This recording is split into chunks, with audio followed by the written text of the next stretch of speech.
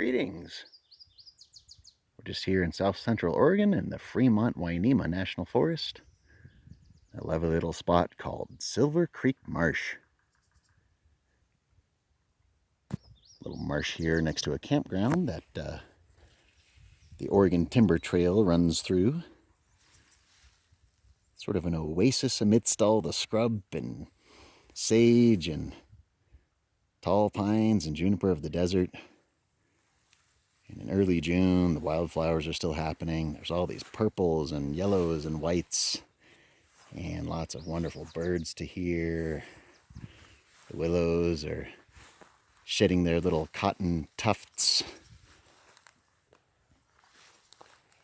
There's even irises blooming around the edges of the field here in the meadows. And if you're lucky and quiet enough, you could even hear sandhill cranes. There's a pair that have been coming through every morning here.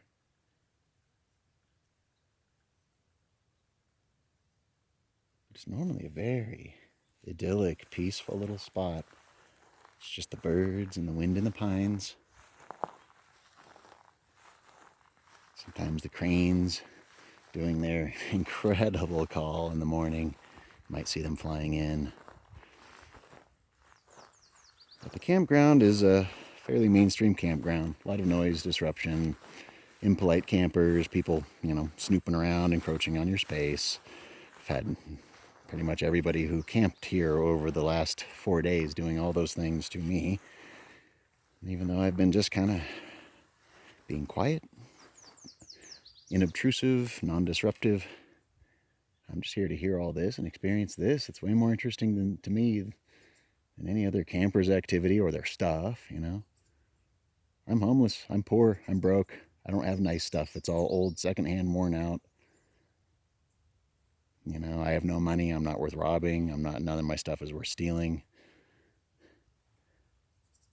Of all the things that you could be paying attention to when you're camping out here, other campers, it just seems to be so silly of a thing to waste your energy and your attention on when it may not be a beautiful sunny day, but it's still such an incredibly peaceful and wonderful little spot. I don't know why you would want to do anything but just grab your camp chair and a picnic and park yourself out here amidst all these cow patties. Yeah, they run cattle through here. They'll come through the campground, by the way. Keep an eye out. They were coming really close to my campsite and kind of looking at me like, what are you doing? And I'm going, well, what are you doing? Can't remember the name of this mountain here, but it's just on the other side of Silver Creek.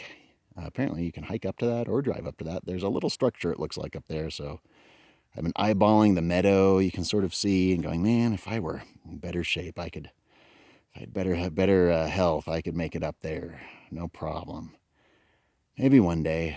Well, this little walk around the marsh has already been pretty intense for little old me these days.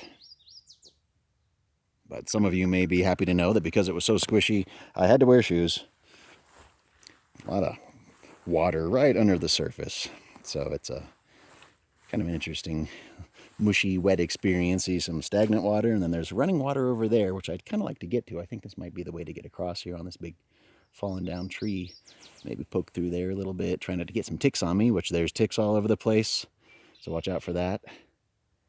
Watch out for tricolor blackbirds, sandhill cranes, mosquitoes, flies, the whole 9 yards. There's obsidian too. Somebody left some obsidian in my campsite. It's really pretty. Apparently there's obsidian around here. Enjoy it, leave it. It's not for you or me. It's for nature.